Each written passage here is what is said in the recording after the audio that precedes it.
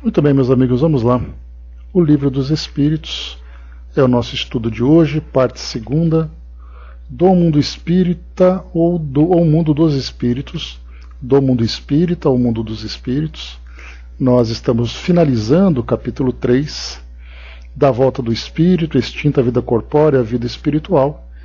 Nós vamos concluir aquele complemento do céu e inferno, do item separação da alma e do corpo, que finaliza, que termina com a questão 162, e já iniciaremos também o último item, que é perturbação espiritual, que Kardec dividiu em 3 questões. A gente vai complementando com as orientações, os ensinamentos trazidos para nós por Miramês, tá bom? Então vamos lá.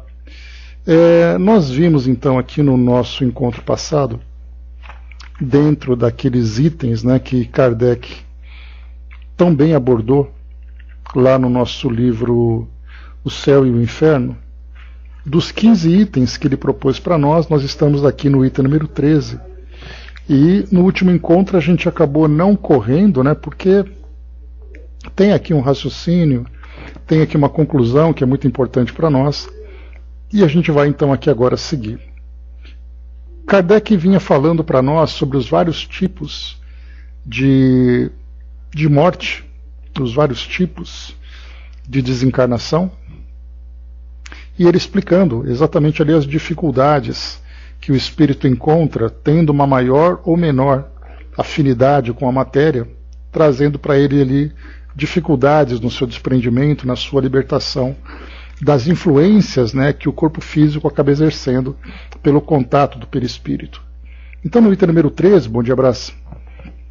No item número 13, Kardec colocou então para nós: o estado do espírito por ocasião da morte pode ser assim resumido: tanto maior é o sofrimento, quanto mais lento for o desprendimento do perispírito.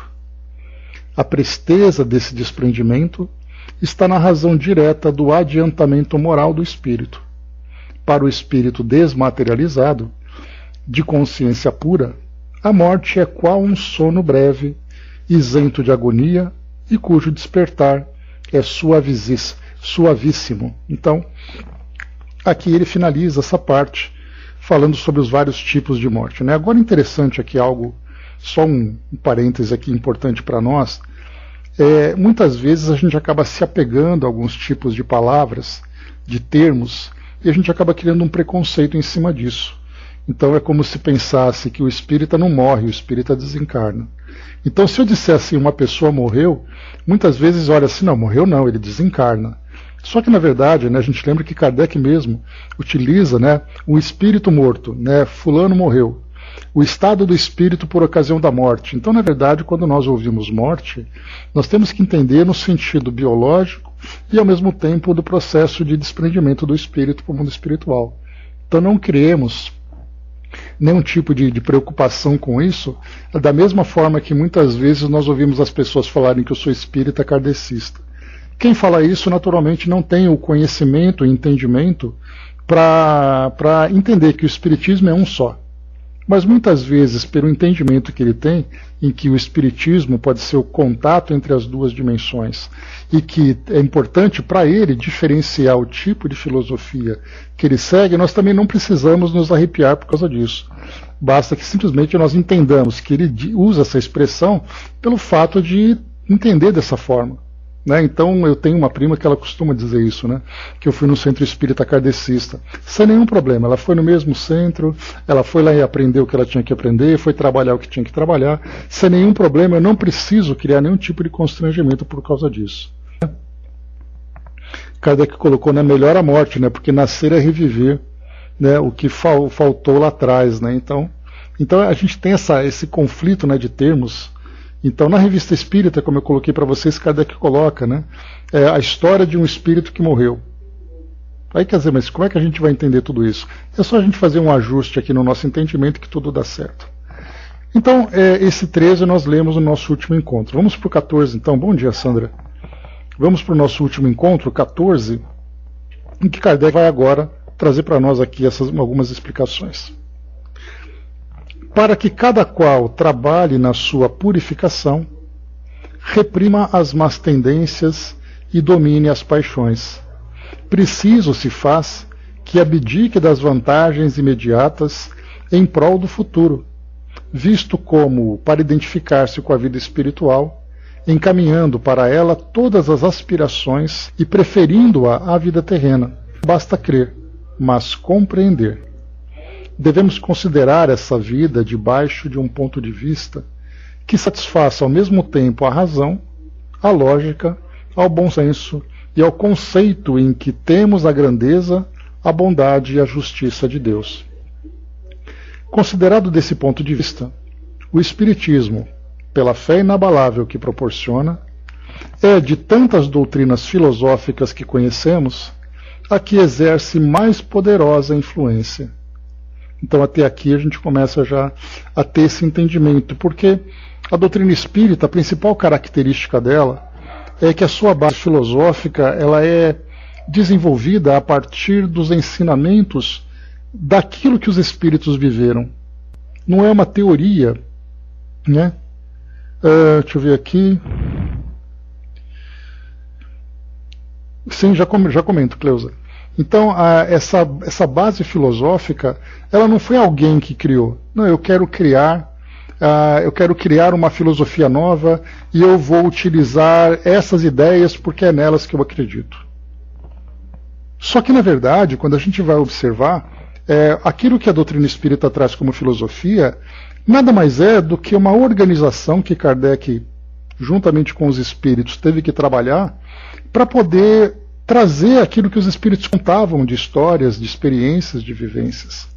É da mesma forma que se nós pensássemos assim: bom dia, dona Miriam. Eu quero inventar um país num outro continente. E esse país vai ter tal idioma, esse país vai ter tais características, vai ter tais habitantes, e assim vai. Então a gente vai começando a criar ali uma ficção. Só que, na verdade, quando eu penso assim, bom, eu não quero criar essa ficção, eu quero ouvir o que as pessoas que vivem em tal lugar têm para me... E aí as pessoas começam a dizer como elas vivem, como elas se relacionam, como elas se organizam, qual é a cultura que elas desenvolvem, e essas pessoas vão então contando as suas experiências, e eu vou anotando tudo isso. E aí então eu vou dizer, bom, naquele ambiente as pessoas vivem dessa forma, eu não criei nada. Hoje nós temos, por exemplo, histórias que vão para a mídia, né, como por exemplo O Senhor dos Anéis, né, um filme que se estendeu por seis filmes diferentes contando a mesma história, baseada totalmente num ambiente fictício. Era um mapa, uma terra, a Terra-média, né? A terra, personagens, tipos de povos, até o idioma foi criado da ficção. Então, nesse caso, nós criamos um ambiente fictício e nós temos ali a liberdade total, também gostei bastante, Andréa. Então nós temos a liberdade total de criarmos aquele ambiente, né, porque a gente tem ali uma ideia em que você pode dispensar aquilo que é verdade e você viver em cima de uma ficção. Então tem um termo dentro do cinema chamado a suspensão da descrença. Suspensão da descrença significa vamos fazer de conta que isso é verdade. Assim como você pega um filme de ficção científica em que há uma nave que vai para um outro universo, que vai para o outro lado da galáxia, você usa a suspensão da descrença, fazendo de conta que isso é possível. E toda a história vai se desenvolver em cima dessa ficção. Nesse caso de uma Terra-média, como é o caso do Senhor dos Anéis, você usa a suspensão da descrença, acreditando que existe ali os hobbits, existem ali os humanos, existem ali os elfos. Então você tira a realidade e faz de conta que aquilo é de verdade. Quando nós falamos em mundo espiritual, não foi Kardec que inventou o mundo espiritual de acordo com aquilo que ele achava que era. É por isso que o controle universal dos ensinos dos espíritos tem um peso fundamental, porque o que a filosofia começou a trazer para nós em termos de componentes do mundo espiritual, essa filosofia era baseada naquilo que os próprios espíritos relataram. E aí então não é pelo fato deles dizerem, é pelo fato de nós entendermos a unanimidade daquela ideia, ou pelo menos ali uma grande quantidade de ideias semelhantes em detrimento daquelas que são contraditórias. Por quais veículos elas vieram, ou seja, quem são os médiuns que trouxeram tudo isso? A gente vai ver a seriedade, a responsabilidade, o contexto em que aquelas mensagens chegaram. E é tudo isso que faz com que a doutrina espírita seja para nós uma doutrina que tem credibilidade. Porque ela não foi inventada, ela foi analisada, ela foi apurada, ela foi filtrada para trazer para nós aquilo que vinha de mais essencial do plano espiritual. E aí então nós entendemos que essa realidade, principalmente na forma como acontece o processo de morte, ele acaba sendo compreendido porque os espíritos vão contando as suas experiências. E aí que entra o trabalho de Kardec, não como um secretário do plano espiritual, mas como aquele que analisa, né, ele teve ali um papel analítico fundamental para poder organizar essas informações juntamente com os espíritos. Porque até mesmo no momento em que as suas análises entravam em conflito com aquilo que os espíritos diziam, os espíritos vinham e corrigiam.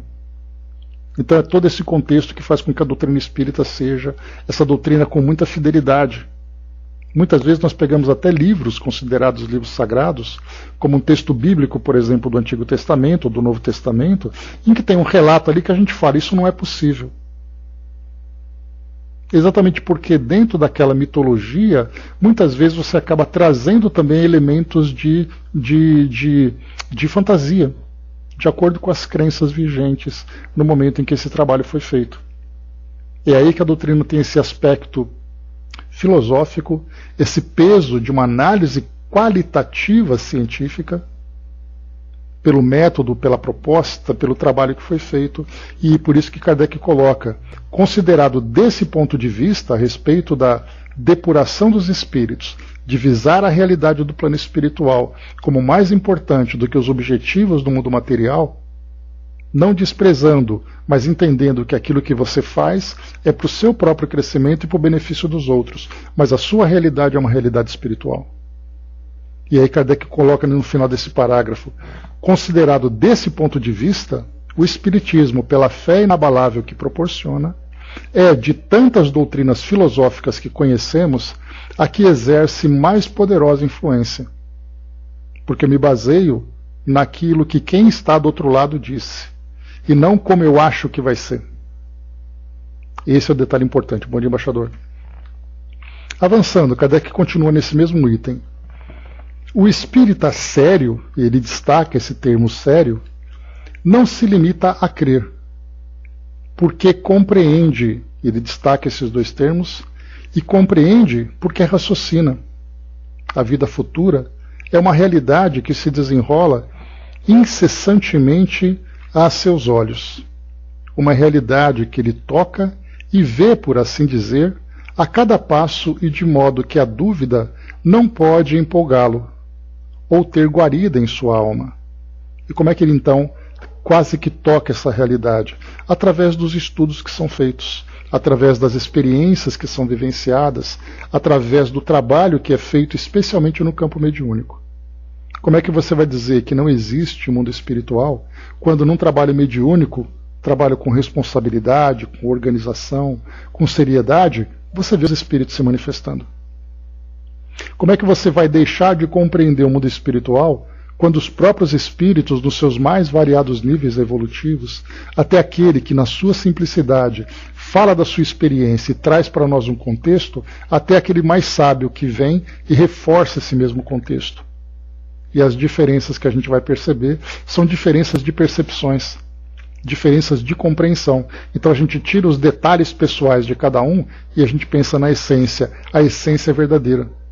Quando os espíritos dizem que eles seguem vivos, ativos, trabalhando e se desenvolvendo no mundo espiritual, diferentemente de conceitos, por exemplo, que céu e inferno. Quando o espírito vai numa contemplação eterna ou ele vai para um sofrimento eterno pelo fato de ter cometido um pecado. E o espírito então conta a sua história, que ele teve um momento de dificuldades, de dores, de angústias por tudo aquilo que ele semeou. E ele teve que colher, mas depois ele diz que ele conseguiu se redimir e a partir dessa redenção ele conseguiu se desenvolver e se preparar para uma nova existência. Então é a quantidade de informação somada com a qualidade de informação que traz para nós esse grande contexto. E não simplesmente um ponto de vista a partir do mundo terreno, como eu imagino que é o mundo espiritual, como eu gostaria que fosse o mundo espiritual. E aí então, através dessa quantidade de informação, essa informação massiva que chega para nós, eu começo a entender o mundo espiritual. Pela própria análise por essa realidade que eu quase posso tocá-la. E ele segue. Que lhe importam, ou melhor aqui em cima, a vida corporal tão limitada amesquinha-se diante da vida espiritual, da verdadeira vida. Que lhe importam os incidentes da jornada se ele compreende a causa e utilidade das vicissitudes humanas quando suportadas com resignação? Esse termo aqui também vale a pena a gente comentar. São as dores da nossa vida cotidiana. É a vida que a gente leva, muitas vezes com obstáculos, com desafios, com conflitos, com frustrações.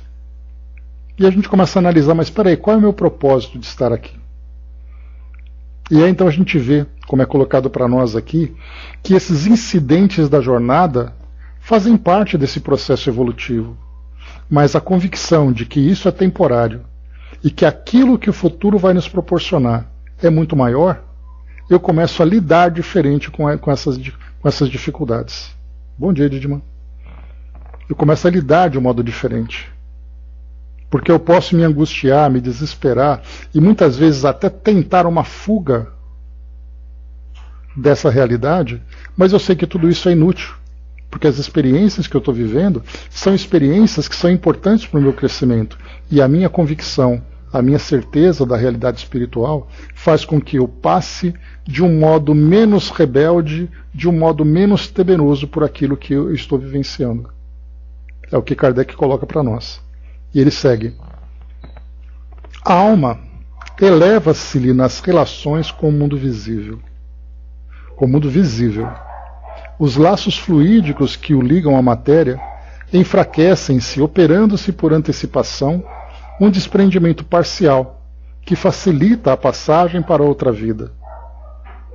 A perturbação consequente à transição pouco dura, pouco perdura, porque uma vez franqueado o passo, para logo se reconhece, nada estranhando, antes compreendendo a sua nova situação.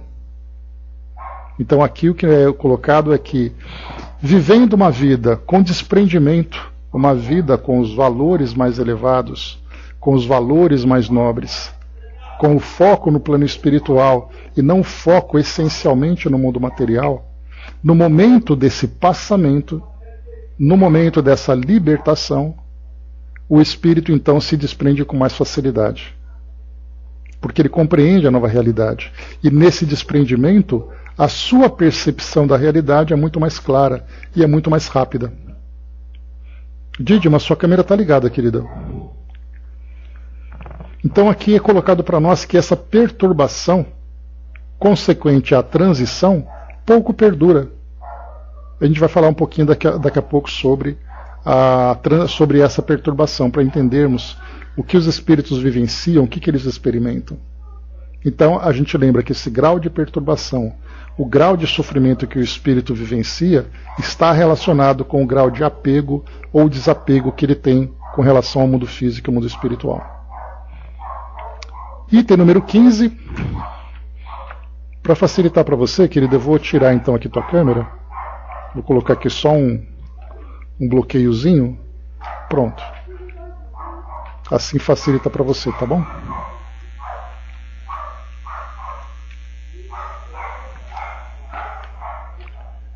Vamos ver aqui. Só um instante, pessoal. Pronto. Resolvido. 15. E último item que Kardec coloca. Ele diz assim: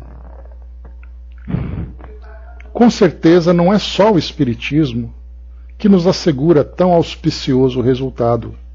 Nem ele tem a pretensão de ser o meio exclusivo, a garantia única da salvação para as almas. Força é confessar, porém, que pelos conhecimentos que fornece, pelos sentimentos que inspira, como pelas disposições em que coloca o espírito, fazendo-lhe compreender a necessidade de melhorar-se, facilita enormemente a salvação. Ele dá a mais, e a cada um, os meios de auxiliar o desprendimento de outros espíritos ao deixarem o invólucro material, abreviando-lhe a perturbação pela evocação e pela prece. Pela prece sincera, que é uma magnetização espiritual, provoca-se a desagregação mais rápida do fluido perispiritual.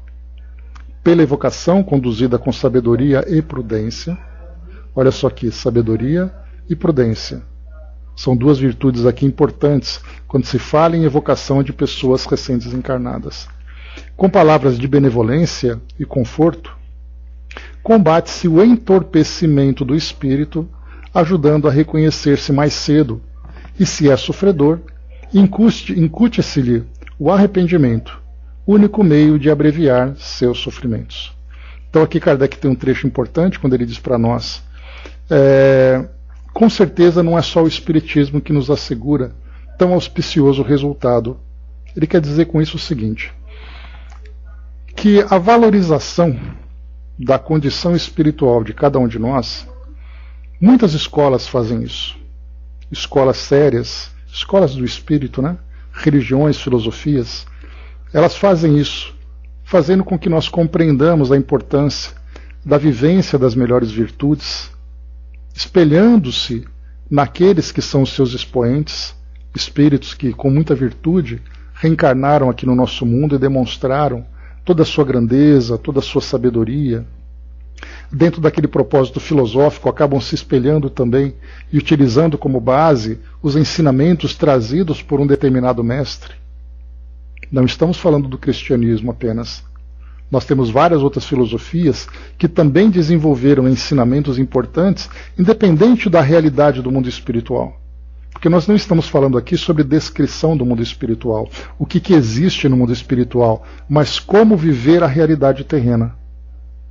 Filosofias, por exemplo, como judaísmo, budismo, islamismo, hinduísmo, cristianismo, todos eles muitas vezes se focam muito mais do que tem do outro lado, do que como se chegar ao outro lado. E quando nós pegamos aquelas filosofias que focam no ser, que focam no indivíduo e nos seus ensinamentos para que isso se torne uma filosofia de vida, todas elas preparam o indivíduo para quando chegar do outro lado. A morte pode ser temerosa, a morte pode trazer dificuldades pelo fato do espírito não compreender esse processo, mas passado esse processo, que é o que importa, quando ele despertar efetivamente no plano espiritual, as suas virtudes já estão conquistadas. Vai ser apenas uma questão de adaptação. Agora, a doutrina espírita, como é colocado para nós, e Kardec diz assim, força é confessar que pelos conhecimentos que fornece, e olha só, conhecimentos, muito bem, eu entendo que tem comunidades no plano espiritual, entendo que a transição depende de um equilíbrio que o espírito cultive durante a sua vida, o desprendimento de fluidos, a relação com o corpo que ficou para trás, o despertar para essa nova realidade, a gente vai aprendendo tudo isso. Ótimo, é um conhecimento que tem, mas não é só isso. Pelos conhecimentos que fornece, pelos sentimentos que inspira, como pelas disposições em que coloca o espírito, fazendo compreender a necessidade de melhorar-se, facilita enormemente a salvação. Então todas as filosofias que são bem direcionadas trabalham o espírito, trabalham os seus valores. É aquela brincadeira que a gente já fez, né? Só o espiritismo faz o espírito chegar do outro lado, chegar bem do outro lado. Aí Madre Teresa aparece e fala, é mesmo, filho? É nisso que você acredita? Ou então Gandhi diz assim, repete, meu filho, que eu não entendi. Uma é católica, o outro é hindu, e nós espíritas acreditamos nessa pretensão de sermos o único caminho da salvação? Então, na verdade, a salvação são os ensinamentos que fazem com que o indivíduo se transforme. E a chegada do outro lado vai ser exatamente aquilo que ele cultivou durante a sua existência. Então, quando nós falamos sobre conhecimento, o conhecimento auxilia, o conhecimento inspira, o conhecimento traz nova disposição. Mas não é só isso. Nós estamos estudando, para reforçar ainda mais essa visão, o nosso livro Tormentos da Obsessão. O Hospital Esperança no plano espiritual, nós tivemos ali Eurípides Barçanufo como sendo o seu fundador e o Dr. Inácio Ferreira como sendo um dos seus diretores. Ali é o lugar onde acolhe não apenas médiuns, mas médiuns com conhecimento espírita. Então, do que adiantou você ser praticante da doutrina espírita em termos de participar dos seus trabalhos, de você ler quantidades e quantidades de livros, de você ter praticamente ali uma radiografia do plano espiritual, se você não vivenciou esses ensinamentos? Eles nada podem fazer por você, a não ser que você vai se reconhecer. Poxa vida, eu estou no umbral, porque eu li isso no livro de André Luiz. Mas olha que detalhe, ele está lá porque ele não consegue sair. Então ele sabe onde está, pelo conhecimento que ele tem. Mas ele não sai porque ele não cultivou nobres sentimentos e nem teve novas disposições. Então é uma somatória de conhecimento, sentimento, disposição, virtudes que faz com que esse caminho seja para nós muito mais prático. Quando Chico desencarnou, por exemplo, a gente pode imaginar que por tudo aquilo que ele vivenciou, por todas as faculdades que ele possuía, relações com o plano espiritual, o despertar dele dizendo: estou aqui, sei onde estou, sei quem são essas pessoas e sei o que aconteceu. Mas isso é o suficiente? Não, porque ele vai somar com a vida que ele teve. É isso que faz a grande diferença. Então o Espiritismo traz para nós, sim, essas virtudes, mas ele é melhor em termos de transformação moral do que outras grandes filosofias. Cada uma tem ali o seu potencial. Assim como nós temos o Espiritismo mal transmitido, nós temos o catolicismo mal transmitido, nós temos protestantes ou evangélicos mal conduzidos. Mas a filosofia em si, quando ela é bem vivenciada, todas elas nos conduzem para planos mais elevados. E aí a gente soma o conhecimento, e esse conhecimento facilita ainda mais a nossa transformação. Para finalizar esse item aqui, pois é, Brás, né? Porque mediunidade nada mais é do que você ter percepção do plano espiritual. E essa percepção muitas vezes pode ser bastante negativa. Nós vimos isso ontem. Ludgério, né? Aquele médium que Filomeno de Miranda trouxe para nós um pouco sobre a história dele, mostrava exatamente isso. Ele era médium e passava por terríveis perturbações. Mesmo tentando ali ser ajudado, ele não aceitou essa ajuda e acabou depois vivenciando todo aquele drama que o levou à desencarnação. A desencarnação pela violência, pelas viciações, pelas influências espirituais e tudo mais. Kardec, então, aqui no final, ele coloca uma nota de rodapé, que na verdade é uma notona de rodapé. Ele diz assim: na verdade é que ele está preparando, né, sobre o capítulo 2, que a partir desse capítulo 2, ele vai trazendo então as entrevistas com os espíritos nas mais variadas condições. Então são ali 65, 64, 66, eu não me recordo exatamente, a quantidade de entrevistas que ele traz. 60 e tantas entrevistas, classificando os espíritos em vários grupos diferentes pela afinidade. Espíritos felizes, condições medianas, assim. Mas vamos lá, vamos ler a nota de rodapé aqui, porque essa introdução, embora nós não entremos aqui na entrevista ou nas entrevistas, nós vamos então conseguir entender a relação entre esse passamento e aquilo que virá depois. Os exemplos que vamos transcrever mostram-nos os espíritos nas diferentes fases de felicidade e infelicidade da vida espiritual. Não fomos procurá-los nas personagens mais ou menos ilustres da antiguidade, cuja situação pudera ter mudado consideravelmente depois da existência que lhes conhecemos, e que por isso não oferecessem provas suficientes de autenticidade. Ao contrário, tomamos esses exemplos nas circunstâncias mais ordinárias da vida contemporânea, ou seja, em situações das mais comuns na vida cotidiana, uma vez que assim pode cada qual encontrar mais similitudes e tirar pela comparação as mais proveitosas instruções. Então a gente vai fazer uma comparação, porque é muito difícil quando a gente pensa em aprender sobre o mundo espiritual pegando uma grande personalidade. Eu recebi ali um relato de Dom Pedro II. Deixa eu ver se a minha vida vai ser parecida com a dele. Vamos pegar com o Zezinho, com a Dona Maria, com o seu João, que tiveram uma vida ali, um era sapateiro, a outra era dona de casa, o outro era até empresário. Faz parte ali da nossa rotina, do nosso cotidiano, e a gente consegue fazer ali um espelhamento entre aquilo que nós vivenciamos e aquilo que esses espíritos vivenciam.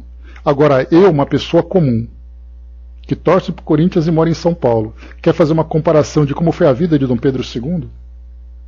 Por isso Kardec então trouxe o mais importante de tudo, trazer para nós aqui experiências de pessoas comuns.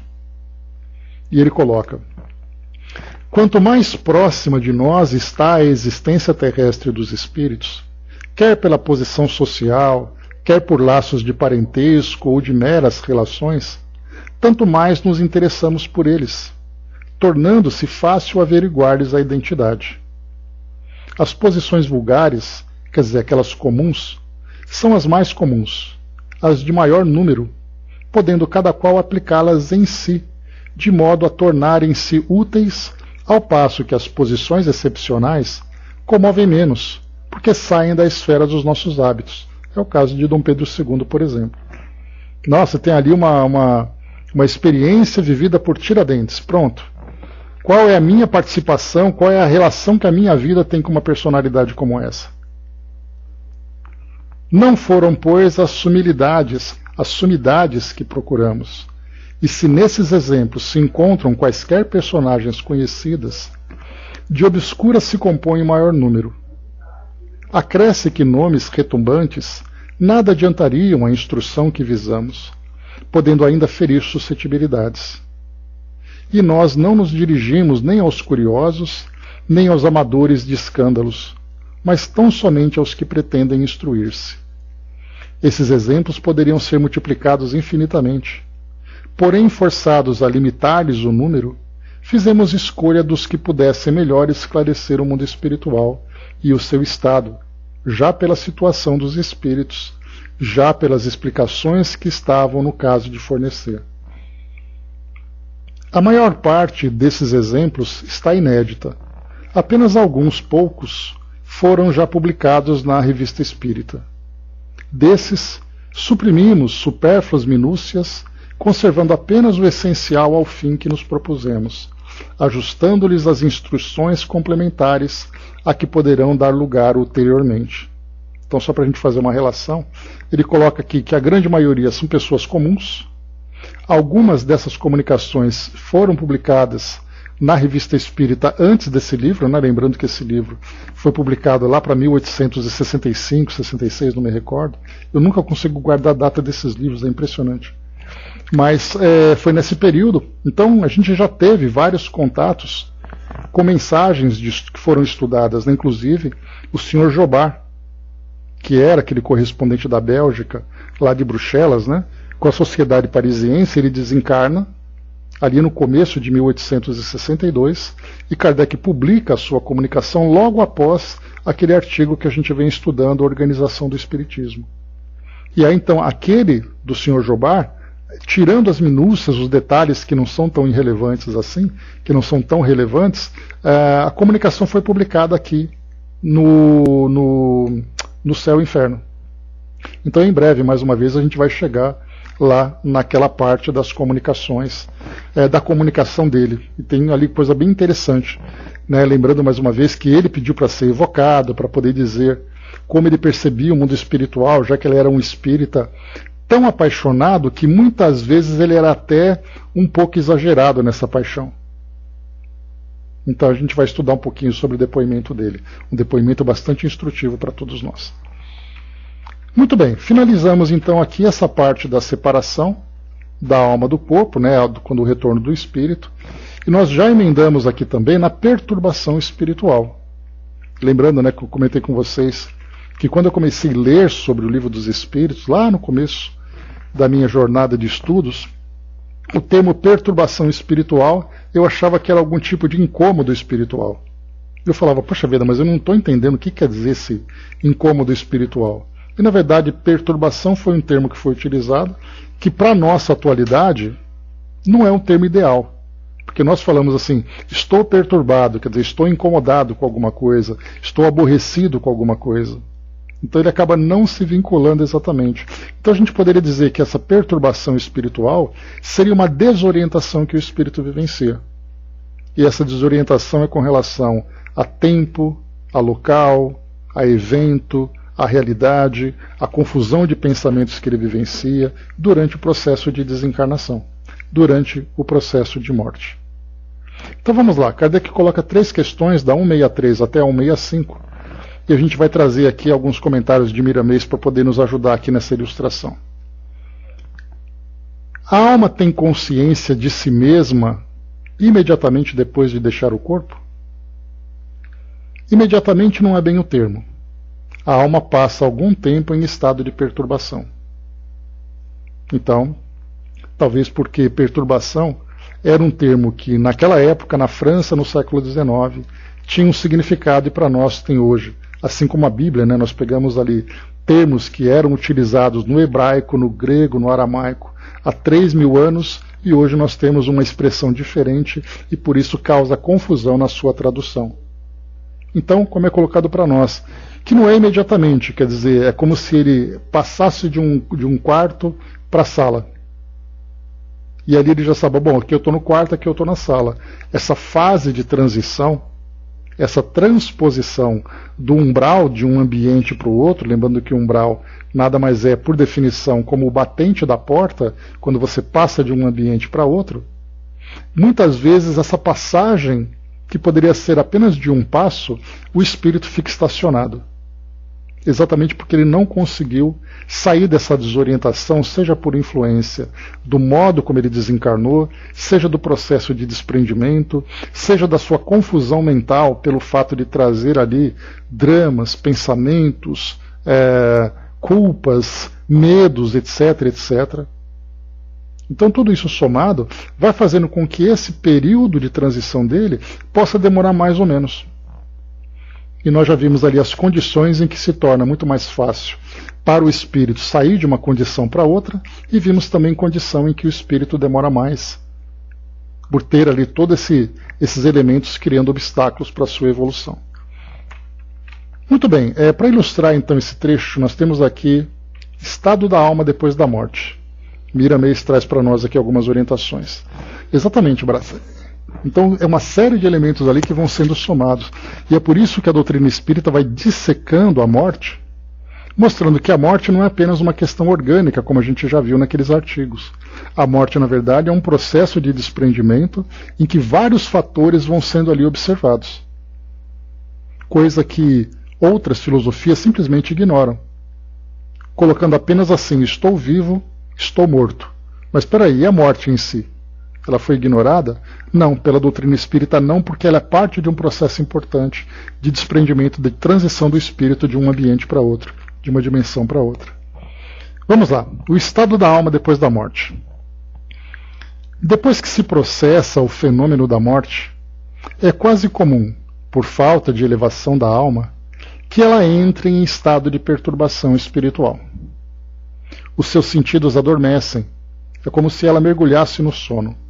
No entanto, ela ainda continua ligada ao corpo pelo chamado cordão fluídico, conhecido pelos estudiosos da doutrina espírita e por vários outros espiritualistas.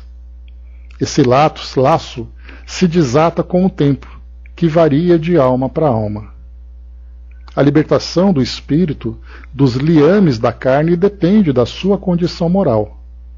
Há casos, muito raros, em que imediatamente após a morte de corpo, o espírito se liberta sem perda de consciência, assim como há outros em que a alma só se livra dos laços quando o próprio fardo já não existe mais. Ela vive na ilusão, envolvida pela ignorância. O mais comum é a alma passar algum tempo em estado de perturbação espiritual, recuperando sua consciência no decorrer do tempo. Depois, se for o caso, quando já estiver madura para receber novas semeaduras da verdade, é conduzida a regiões de aprimoramento, de aprendizado espiritual, para novas investidas na carne, de onde saiu com alguns resultados. A reencarnação é uma verdade em todos os mundos habitados. Ela é, pois, um processo criado por Deus para o despertamento do espírito em evolução. Quem já compreende a necessidade da reencarnação dará um passo largo nos conhecimentos da lei de justiça e de amor.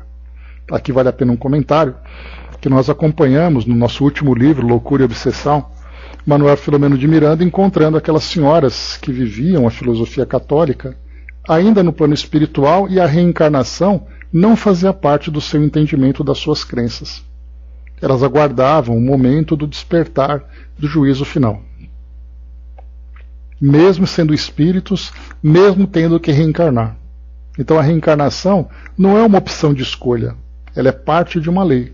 Eu acreditar ou não acreditar, compreender ou não compreender, vai me trazer maior ou menor facilidade no meu desenvolvimento. Mas todos, inevitavelmente, passaremos por esse processo, assim como já passamos incontáveis vezes. Muitos espíritos dormem, segue aqui o Miramês, sonhando depois da desencarnação, por faltar-lhes conhecimentos suficientes de modo a mover-se a consciência no conhecimento da verdade. Outros ficam onde se processou seu desenlace, por tempo indeterminado, e dali, por vezes, saem para outras etapas de vida, sem reconhecer onde estiveram. Porém, a força do tempo e o amor de Deus, pelas mãos do Cristo, farão o espírito acordar na carne ou fora dela, para a luz do entendimento.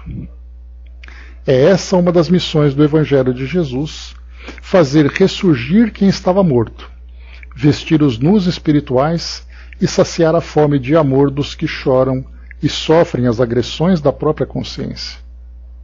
A humanidade quase toda passa por essa fase de perturbação espiritual, mesmo animando corpos saudáveis. No entanto, a ignorância das leis de Deus fê-los mortos de entendimento, sem se preocuparem para onde vão, nem de onde vieram. Aos espíritas, a quem falamos mais diretamente, por serem estes os que nos ouvem com mais atenção, que se preparem no curso da vida na terra, lembrando-se de que fora da caridade não há salvação. Estuda e ora, trabalha e medita, e procura o aprimoramento das tuas faculdades espirituais, a fim de que no momento da chamada morte não morras passando para a vida espiritual em plena consciência, para que nós, que estaremos te esperando, sintamos alegria com o esforço do trabalhador que conseguiu vencer a morte e ganhar a vida na sua plenitude. Belo final, né, que ele coloca para nós. Bonita essa colocação. E é assim, né? Estamos aqui te esperando. E aqui eu me lembro, né, eu comentando com vocês já em outras oportunidades, tem um documentário brasileiro que ele é fantástico, eu assim, gosto muito dele. E ele conta um pouquinho da vida das pessoas no passado, lá no começo do século XX e tal. O documentário chama Nós que aqui estamos, por vós esperamos. E essa expressão, ela é gravada no portal de um cemitério. Nós que aqui estamos, os mortos, por vós esperamos. E esse documentário foca na vida, procure no YouTube que ele é muito bacana. Então ele foca assim, em experiências da vida das pessoas, pessoas comuns, um trabalhador, um padeiro, uma dona de casa, um condutor de bonde, alguém que fez uma coisa, qualquer coisa comum. E aí vai contando um pouquinho dessas experiências, mostrando que eles viveram e que depois a vida acabou. E aí eles vão então para esse cemitério onde aqueles estavam esperando. A doutrina espírita usa essa mesma expressão. Nós que aqui estamos, no mundo espiritual, por vós esperamos. E essa espera, como ele coloca para nós aqui, eu vou ler de novo que é muito bonita essa parte. Estuda e ora, trabalha e medita, e procura o aprimoramento das tuas faculdades espirituais, a fim de que no momento da chamada morte, não morras, passando para a vida espiritual em plena consciência, para que nós, que estaremos te esperando, sintamos alegria com o esforço do trabalhador que conseguiu vencer a morte e ganhar a vida na sua plenitude. Né? Eu estou lendo aqui Miramês, tá? O artigo dele que fala que é relativo a essa questão 163 que eu acabei de ler aqui. Tá? Mas vamos em frente. Após Miramês, vamos para a questão então 164. A perturbação que se segue à separação da alma e do corpo é do mesmo grau e da mesma duração para todos os espíritos? Não, depende da elevação de cada um. Aquele que já está purificado se reconhece quase imediatamente, pois que se libertou da matéria antes que cessasse a vida do corpo, enquanto o homem carnal, aquele cuja consciência ainda não está pura, guarda por muito mais tempo a impressão da matéria. Então nós já vimos tudo isso lá na parte do passamento, né? Pois é, Miramês, né? Ele faz sim a gente pensar, e isso nos leva ainda mais, eleva ainda mais o pensamento, quando nós lembramos, né, dos depoimentos, das explicações que André Luiz, que Filomeno de Miranda, Dr. Bezerra e tantos outros espíritos trazem para nós. Da alegria de ver esse trabalhador voltando ao plano espiritual. Eu não falo trabalhador espírita, eu falo trabalhador do bem, porque são essas virtudes que são o passaporte para que ele possa chegar bem no plano espiritual. A felicidade, mas também a tristeza de ver que muitos espíritos que desencarnam sofrem. E a gente pode lembrar, por exemplo, a própria mãe de André Luiz, cujo nome não é dito nas obras, né? Ela é simplesmente conhecida como mãe de André Luiz. A tristeza e a dor de ver o filho desencarnado naquelas condições de tanto sofrimento. E quantas mães, quantos e quantos familiares, entes queridos de um modo geral, entristecem e sofrem pela dor alheia, né? Pela dor vivida pelos entes queridos. Então é a alegria quando chega bem e a tristeza quando chega mal, porque vê que esse espírito ainda tem muito o que sofrer, muito o que caminhar ainda. Então, muito bem.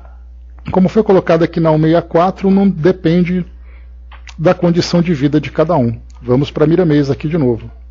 São só 3 questões, né? Estou até acelerando um pouquinho aqui para a gente aproveitar aqui o nosso tempo, para não ficar com uma pendência lá do outro lado na próxima semana. Libertação da alma.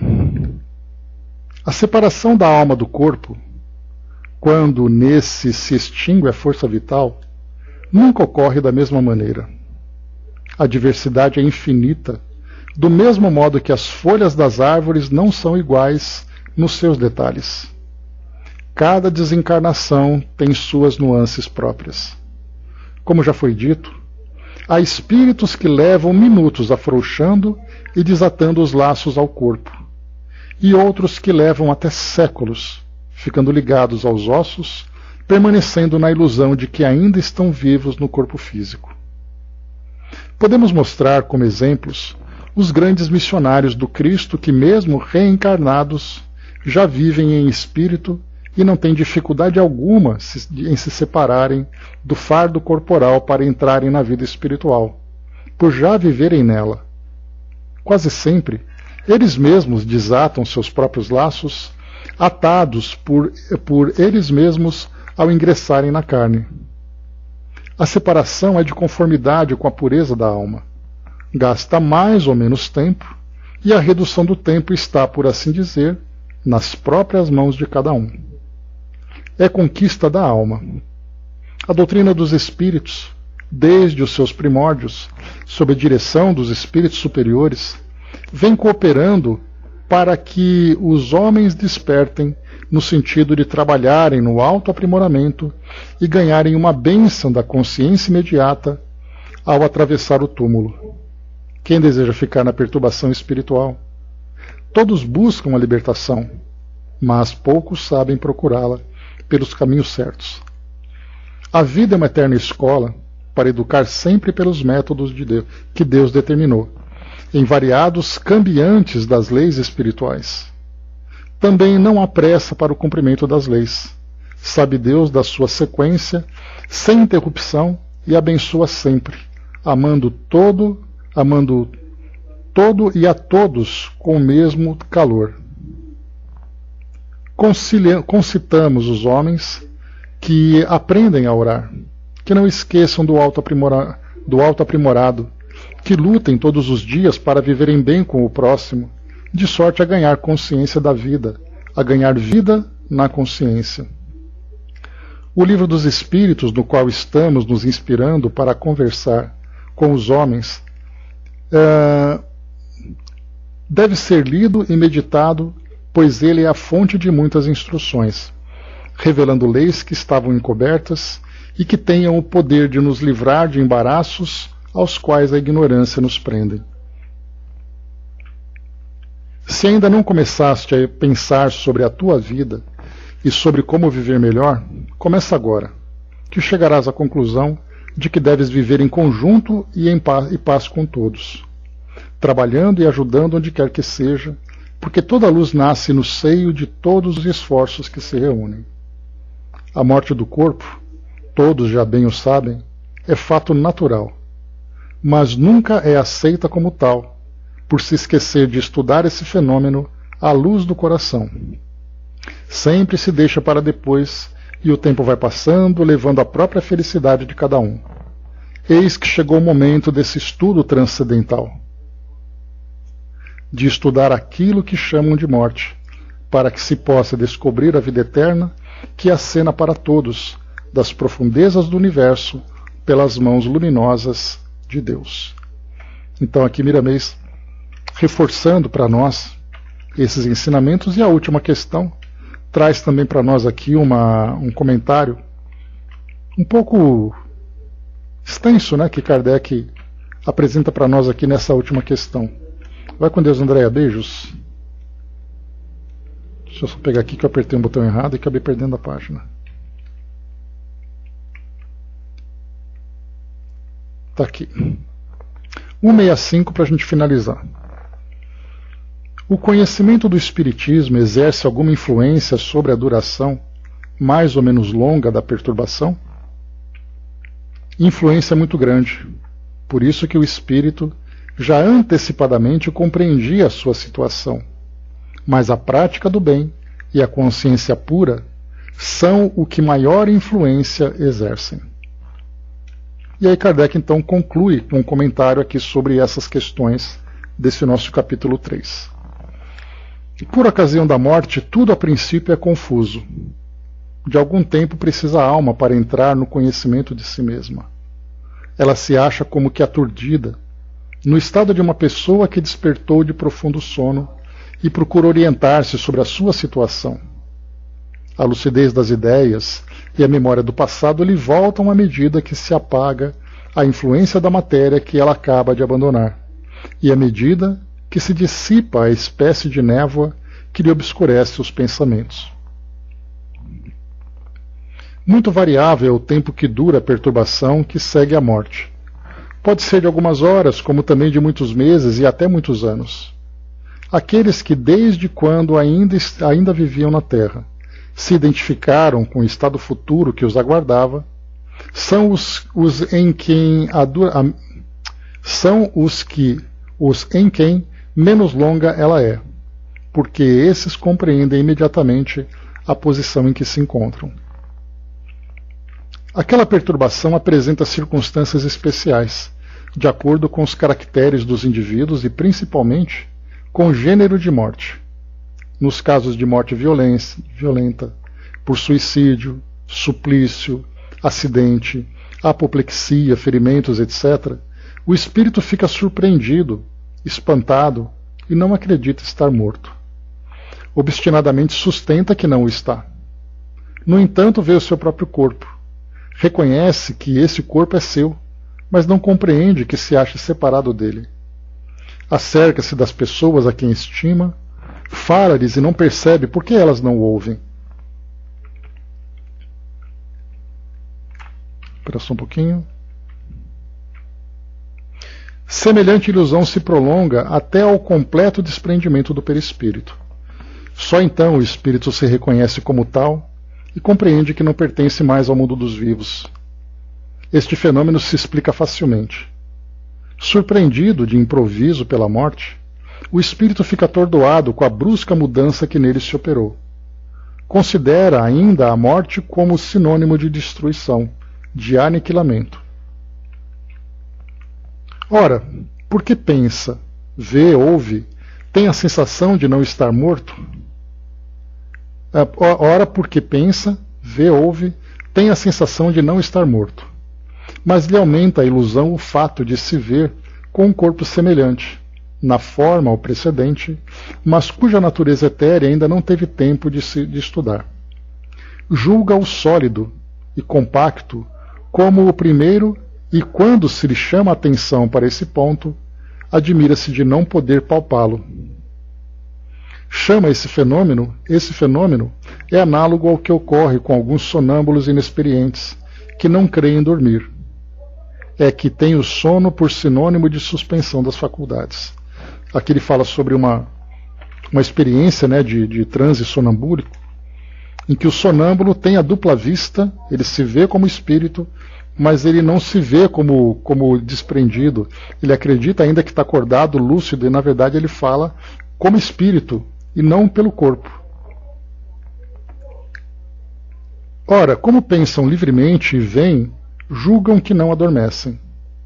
Certos espíritos revelam essa particularidade, se bem que a morte não lhes tenha sobrevido inopinadamente. Todavia, sempre mais generalizada se apresenta essa particularidade entre os que, mesmo doentes, não pensavam em morrer. Observa-se então o singular espetáculo de um espírito assistir ao seu próprio enterramento como se fora o de um estranho, falando desse ato como de coisa que lhe não diz respeito, até o momento em que compreende a verdade. A perturbação que se segue à morte nada tem de penosa para o homem de bem, que se conserva calmo, semelhante em tudo a quem acompanha as fases de um tranquilo despertar. Para aquele cuja consciência ainda não está pura, a perturbação é cheia de ansiedade e de angústias, que aumentam a proporção que ele da sua situação se compenetra. Nos casos de morte coletiva, tem sido observado que todos os que perecem, ao mesmo tempo, nem sempre tornam a ver-se logo. Presas da perturbação que se segue à morte, cada um vai para o seu lado, ou só se preocupa com os que lhe interessam. E aqui ele finaliza, né? Então é bem interessante essa parte final, porque ele fala da desencarne coletivo, e a gente tem, claro, né, o tempo todo aí vendo nos noticiários acidentes, catástrofes naturais, situações das mais variadas em que um grupo de espíritos acaba desencarnando, tendo todos eles ao mesmo tempo partido para o plano espiritual. E a impressão que a gente tem é como se todos eles se reunissem pensando, poxa vida, a gente desencarnou todo mundo junto. E na verdade não, muitas vezes, como a gente viu naquela mensagem a respeito do acidente aeronáutico lá daquele time da Chapecoense, os espíritos estavam preocupados em voltar para os seus corpos, porque perceberam que um acidente aconteceu, mas não se deram conta de que já estavam desencarnados. E aí então nós temos aqueles que nem ali estavam mais, porque rapidamente se desprenderam e foram recolhidos e acolhidos no plano espiritual, enquanto que outros continuavam presos ao corpo, acreditando que ainda estavam vivos. Então são essas situações das mais variadas que nós vamos encontrar. E muito mais do que trazer para nós uma ilustração do que vem a ser a morte para o espírito, para os indivíduos, para cada um de nós, é importante que nós entendamos exatamente que esse processo depende muito de tudo aquilo que a gente cultiva, de tudo aquilo que a gente cultivou no decorrer da nossa existência. Tal vida, tal morte. Então é a vida que a gente leva e é a vida que a gente vai colher do outro lado. E aí, como diz o ditado popular, da vida nada se leva, a não ser a vida que a gente leva. Então fiquemos muito atentos a isso, para que esse entendimento sobre a desencarnação, não que nós estejamos aqui nos preparando para a morte, mas entendamos que o retorno ao plano espiritual é um processo natural. E esse retorno se dará de um modo mais ou menos equilibrado para cada um, de acordo com a vivência que teve. Então é isso. Encerramos por aqui, meus amigos, esse capítulo número 3. O capítulo número 4 que nós vamos estudar, né? Foi mesmo, que bom, Angelina. Porque falar desse tema, né, é sempre um tema muito perturbador. E quando a gente fala assim com essa, como diz aqui o Miramês, né, estudar a morte com amor. Foi o que a gente tentou fazer hoje. Então aqui o próximo capítulo, capítulo 4, da pluralidade das existências. Nós teremos aqui a reencarnação, justiça da reencarnação, encarnação nos diferentes mundos, transmigrações progressivas, sorte das crianças depois da morte, sexos nos espíritos, parentesco, filiação, parecenças físicas e morais e ideias inatas. Né? O nome do livro é O Livro dos Espíritos Comentado. Depois eu mando para vocês o link, que eu uso aqui um link que é online,